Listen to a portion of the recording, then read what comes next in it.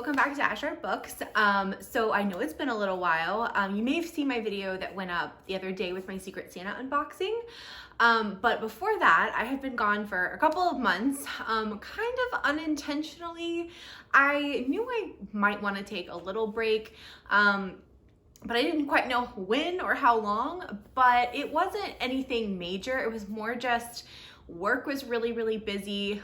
This year has been a little crazy, I think, for all of us, and something kind of had to give there for a minute, and it was kind of coming down to I could either have time to read or have time to kind of do videos and kind of everything that goes into those. And so I kind of decided to first it was just kind of an unintentional break. I got busy, and then I'm like, you know what? I'm just gonna let this go, and I'm gonna start doing them again when it felt right. And when it felt fun. I think for a while, it kind of was starting to feel a little bit like a job, or like I needed to do it, or, it wasn't as fun. So, this is a hobby. I think it's something really fun. I've always enjoyed doing them, but I didn't want it to become like a chore. So I decided to take a break and, do them when they felt fun again. So I really wanted to do a video for my favorite reads of 2020 though, because this is one of my favorite videos to do every year. I love watching everyone else's, and I really still wanted to talk about some of the great books I read this year. This year was an interesting reading year for me because I actually read less than I have the past 2 or 3 years. I still read almost 100 books. I was so close to my Goodreads goal. I think I read 92, I want to say it was, and my goal was 100, which I'm fine with. It's not the end of the earth. I didn't really want to cram a bunch of novellas in. I felt like even though I was reading less this year and I read a little slower, because I just kept getting distracted, or I'd only read a little bit at night and then fall asleep. The books I read were some of my favorite books I've read in a long time. So I still think it's a positive thing, even if I read a little bit less.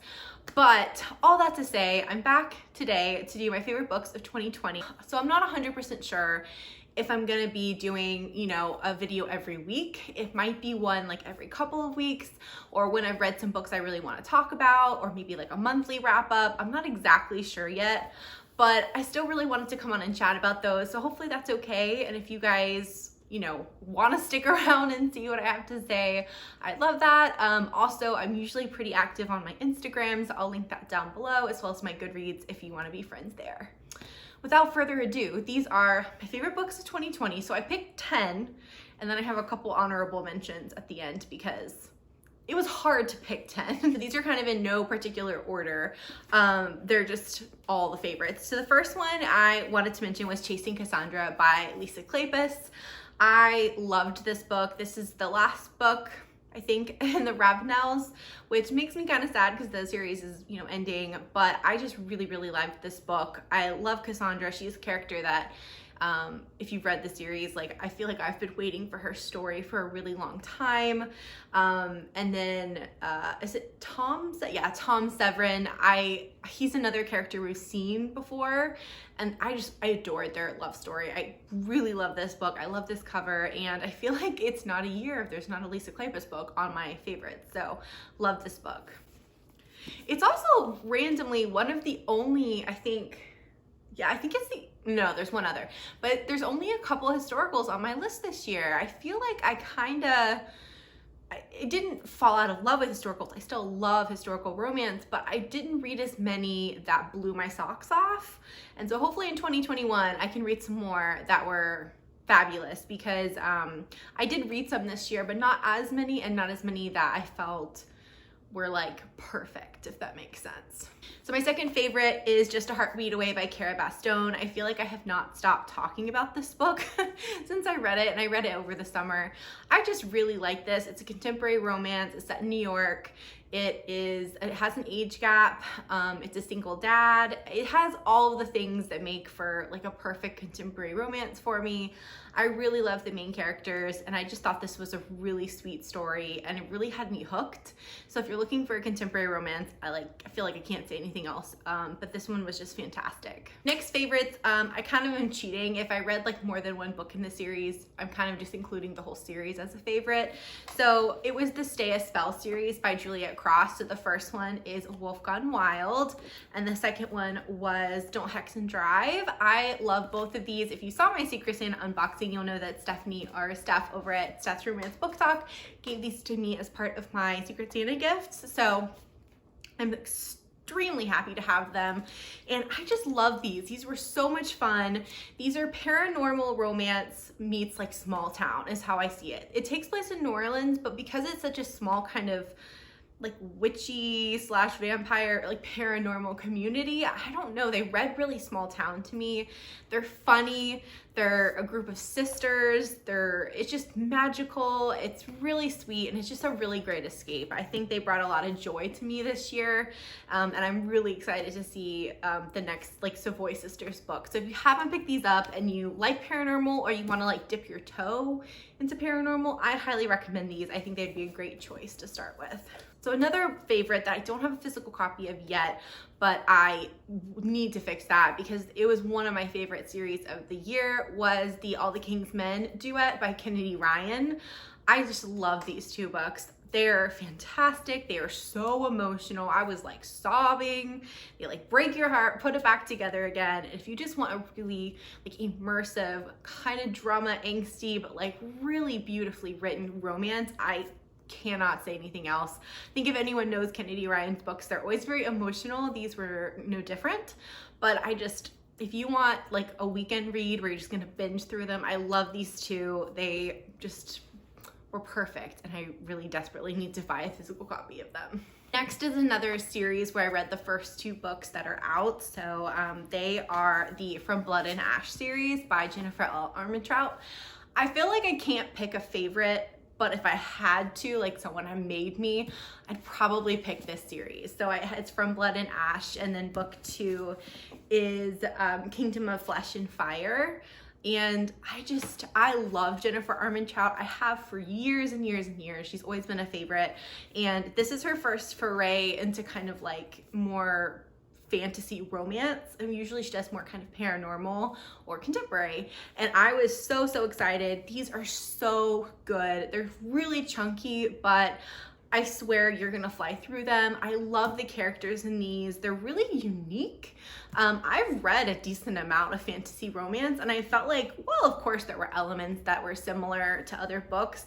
They still felt really different, and kind of the mythology behind the story and the characters were something different than I had seen, and I loved it. There's like a forbidden aspect. There's like this will they or won't they get together, or even when they are together, like are they really? It's so good, and it's such a good blend of romance and fantasy. I felt like it was a really good 50-50. So if you haven't read these, I highly recommend. I know a lot of people I've seen picking them up in the past like a little bit, like couple months, and I'm so excited because I think everyone should read them. I know book 3 comes out, I think in either March or April, and I'm definitely gonna buy that one and read it as soon as it comes out. Another favorite of mine was The Widow of Rose House by Diana Biller. This is one that kind of took me a little bit by surprise. I knew I'd probably like it, but I didn't know I'd like it this much.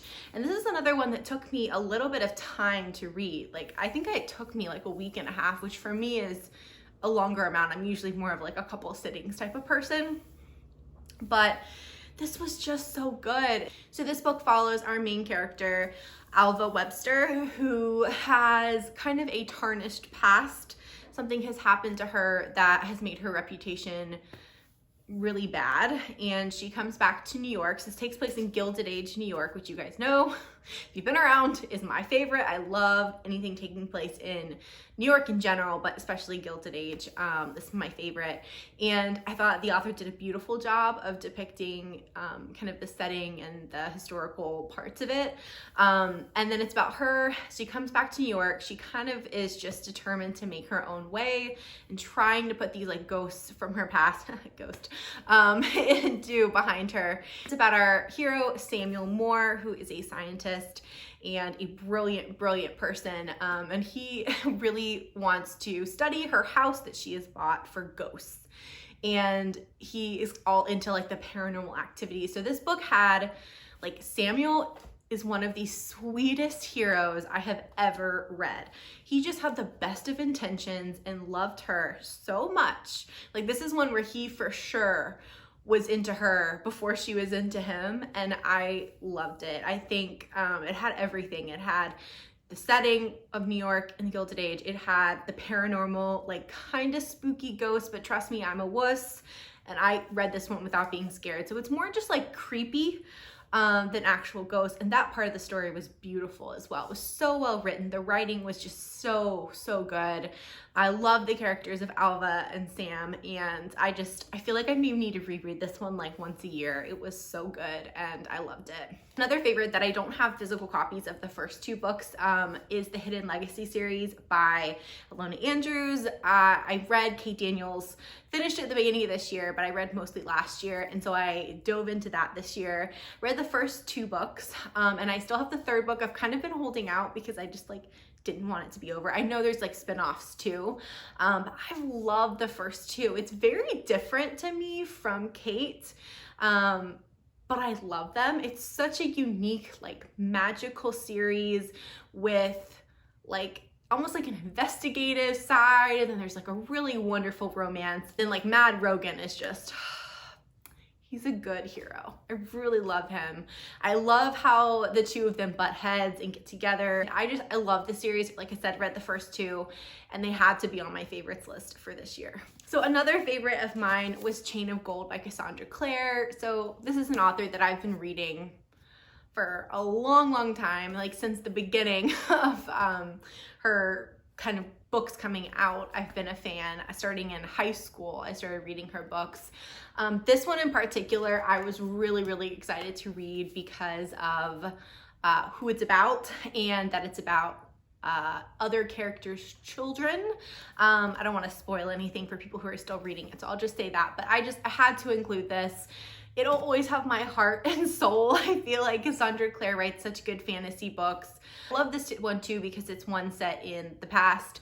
You guys know I love historical books, so this one just mashes up all the things I love with Cassandra Clare, with setting in the past, and the other series that she has, the Infernal Devices, that this is kind of a spin-off from, is my all-time fave. So I love this. Can't say anything else. Gorgeous cover. Second one is coming out soonish. So excited for that. So another favorite is Get a Life, Chloe Brown by Talia Hibbert. So I did also read Danny's book this year, and I love that as well. But if I was gonna pick one, I think I liked Chloe a little bit more. And I couldn't remember at first if I read this year or last year, but I checked, and I read it in January of 2020. But it's really stuck with me, and I know there's a lot of like opinions on whose book was better. I think they were both fabulous books, but I feel like Chloe just had a little bit more. I think Chloe's a little more like me, and I saw myself a little more in Chloe, so I think that's why it tugged on my heartstrings a little more. I love this book. I thought the characters were so well done. I loved the romance in it. I loved the family aspect in this. I loved the kind of diversity and inclusion that was represented in this book, and so sweet. I cannot say enough good things. If you haven't picked up the series, of the Brown sisters, I highly recommend. I cannot wait for the next one to come out. This is gonna be a good year for releases. I feel like all my favorite books have like another one coming out this year, so it's gonna be good. Last but not least, I read the Caraval series this year by Stephanie Garber. This is just the first one, but I did read the whole series and loved all of them. I think finale might actually be my favorite. I don't know. Maybe this one? It's hard to pick one. I'm just including the whole series as a whole because I can. But no, this is such a wonderful YA series. I kind of hadn't read this. A lot of people have loved it for years. Finally got around to reading it. I buddy read it with a couple of friends, and I think we all loved it. I listened to this on audiobook too. I thought that was a wonderful way to read it. It's just so magical. I love the heroines. There's two sisters. I loved their kind of sisterly bonds, and even though they butted heads and they were so different, it was still such a good relationship.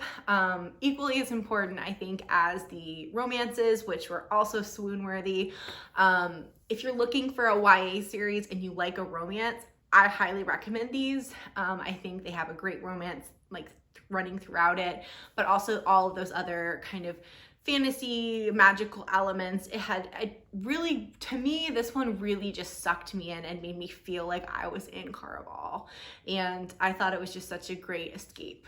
Really quickly, I'm just going to mention a couple of kind of like honorable mentions that I also really love that also got 5 stars this year, but I just maybe weren't quite top, but like right under the top. One of them was Gypsy King by Daphne Perry.